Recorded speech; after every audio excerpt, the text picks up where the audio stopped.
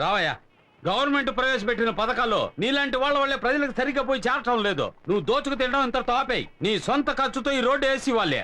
అప్పుడే నీకు రాబోయే ఎన్నికల్లో సీటు, లేదా నిన్ను శాశ్వతంగా పార్టీలోంచి తీసేస్తాను. అన్నా ఏం చేయబోతున్నారో? సీఎం చెప్పినట్టు మీ సొంత ఖర్చుతోనే రోడ్డు వేసేస్తారా? నోర్మయ్యా అన్నయ్య, ఆ ఈశ్వర్ ఏ రోడ్డు దగ్గర మనల్ని ఇబ్బంది పెట్టాడో ఆ రోడ్లోనే వాడిని చంపి పాతి పెట్టి కంకరేసి తారు పోసి రోడ్డు వేసి సమాధి చేసేద్దాం. ఇప్పుడు వాడి మీద చేయి పెడితే విషయం సీఎం దాకా వెళ్తుంది. వచ్చే ఎలక్షన్లో నాకు సీట్ రావాలి, మళ్ళీ నే ఎమ్మెల్యేనవ్వాలి. అప్పుడు ఆ ఈశ్వరుడికి నేనే శనీశ్వరుణ్ణి.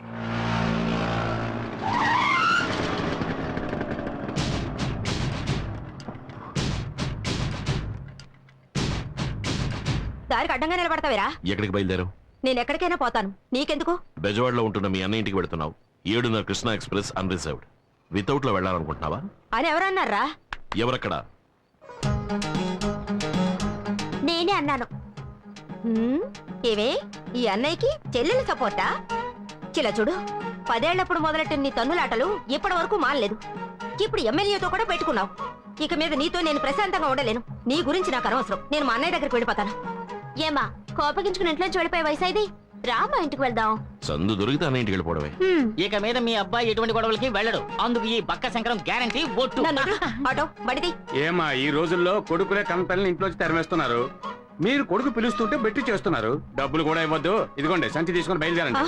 పోలు దొరికారు. అరే రండమ్మా.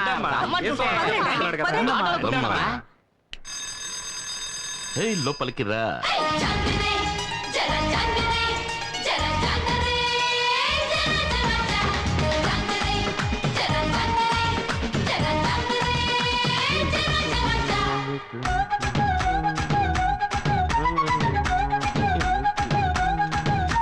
బాబు,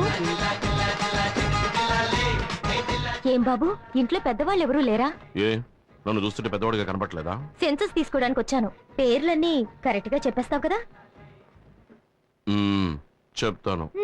సర్లే, చైర్ తీసుకొచ్చి.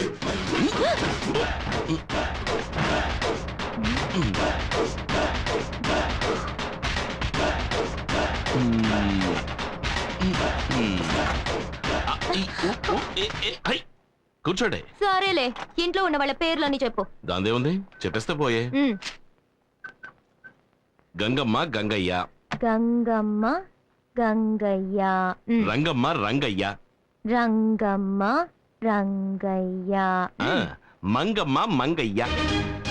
మొంగమ్మ మంగయ్య. నెక్స్ట్ మునమ్మ. మునయ్య. ఏమండి చిత్రంగా ఉంది, మా ఇంట్లో వాళ్ళ పేర్లు కరెక్ట్ గా చెప్పేశారు. ఎవయ్యా, మీ కుటుంబంలో మునమ్మ అంటే మునయ్యగే రావాలి. సరే సరే చెప్పు. పుల్లమ్మ. పుల్లమ్మ. పుల్లయ్య. అంకమ్మ. అంకమ్మ. అంకయ్య. వాళ్ళు మాత్రమే కాకుండా అన్నపూర్ణ మా అమ్మ, భువన నా చెల్లెలు, ఆ తర్వాత ఈశ్వర్. అదెవరు? నేనేనండి. 23 మంది ఉన్నారా ఈ ఇంట్లో? అయ్యో లేరండి, మీరు చివరిగా నా సరే 3 పేర్లు వాళ్ళు మాత్రమే ఉన్నారండి. అంటే మరి మిగతా 20 మంది?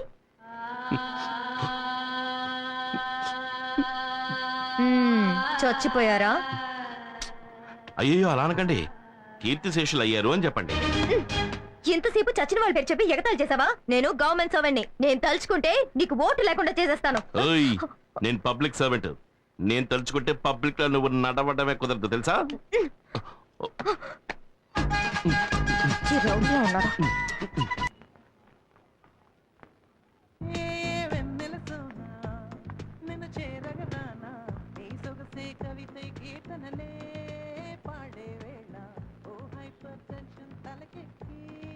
హలో,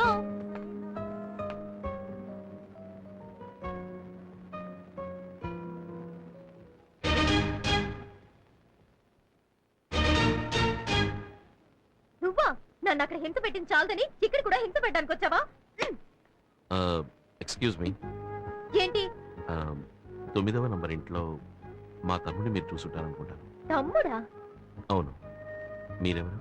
ఓటర్ లిస్ట్ తీసుకోవడానికి వచ్చాను. గవర్నమెంట్ సర్వెంటా? ఏం మేడం అలా ఉండిపోయారు? రండి రండి మేడం, కూర్చో ప్లీజ్ ప్లీజ్.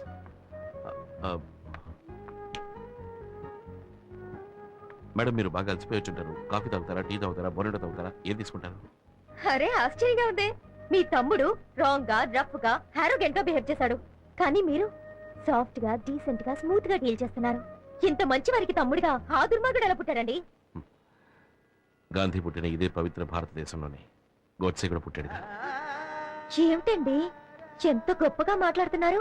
మీ తమ్ముడు ఏంట్రా అంటే ఓటర్ లిస్ట్ కి పేర్లు అడిగితే చచ్చిన వాళ్ళ పేర్లని చెప్పి నన్ను చంపేశాడు. సరే, మీరింట్లో ఉన్న వాళ్ళ పేర్లని చెప్పండి. కూర్చోండి, రాసుకోండి. గాంధీ, ఇందిరాగాంధీ, ఎంజి రామచంద్ర. అందరూ ఇక్కడే ఉన్నారు. ఇంట్లో ఉన్న వాళ్ళ పేర్లే చెప్తున్నాను. రజనీకాంత్. అందరినీ నా కళ్ళతో నేను చూస్తే కానీ రాయను. సరేనండి, ప్లీజ్. మీకు మొదటి పేరు ఏం చెప్పాను? గాంధీ.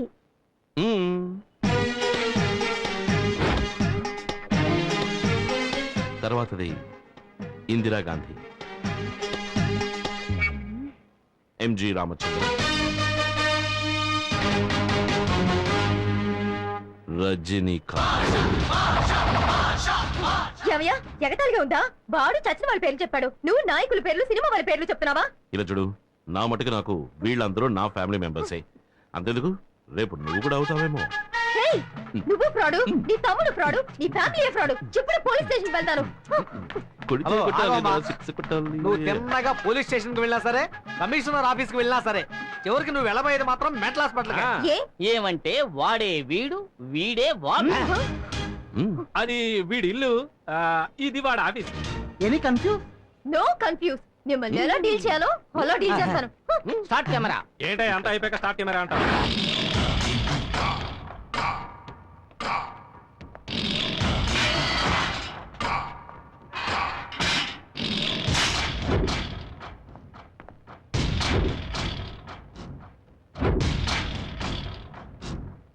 ఏంట్రా అన్నా, మన సతీష్ చాలా ఫీల్ అవుతున్నాడన్నా. ఎందుకు ఫీల్ అవడం? మీ చెల్లెల్ని సతీష్కి ఇచ్చి చేస్తానని చెప్పారు కదా. నే బయటకు వస్తూనే చేసే మొదటి పని నా చెల్లెల్ని వీడికిచ్చి పెళ్లి చేయడమే. నువ్వు బయటకు వచ్చేలోగా నీ చెల్లెలు ఎవడో ఒకరిని పెళ్లి చేసుకుని వాడికి బిడ్డను కూడా కట్టు. ఏమంటున్నారా? అవునన్నా, మీ చెల్లెలు సినిమాలకి, పార్కులకి ఎవరితోనో తిరుగుతోంది. నువ్వు చూసావా? లేదన్నా, విన్నానంతే.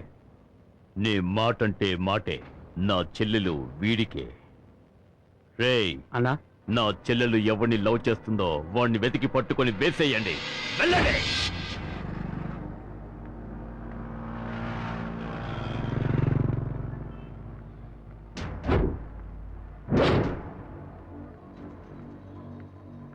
ఏంటి సతీష్, ఇంకా దాంట్లో ఎవరు రాలేదే? తప్పకుండా దాన్ని చూడటానికి వస్తాడు.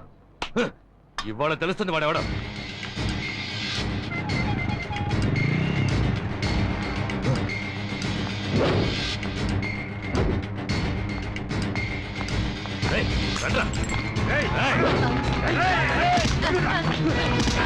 నీకోసం ఎంతసేపు వెయిట్ చేసేది? మా వీరభద్ర ఉన్న చెల్లెలు లవ్ చేస్తావా? తను నాకు కాబోయే భార్య. ఇది ఎప్పుడో నిశ్చయం అయిపోయిందిరా. తనకి నువ్వు రైలేస్తావా?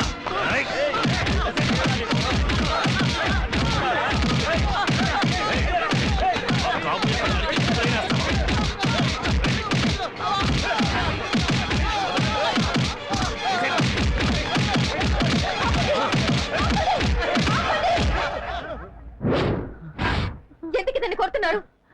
ఎందుకు కొడుతున్నారు? ఏంటి సౌండ్ వస్తుంది? ఎంత ధైర్యం ఉంటే మా అన్న వీరభద్రరావు చెల్లెల్ని వీళ్ళు లవ్ చేస్తాడు? అయ్యయ్యో, నేను కొరియర్ బాయ్ నండి, కవర్ ఇవ్వటానికి వచ్చానండి.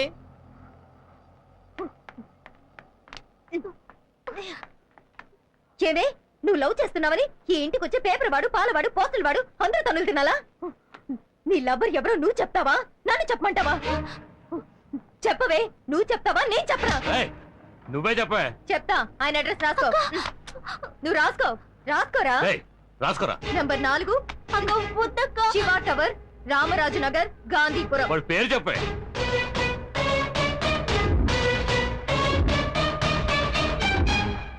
ఈశ్వర్.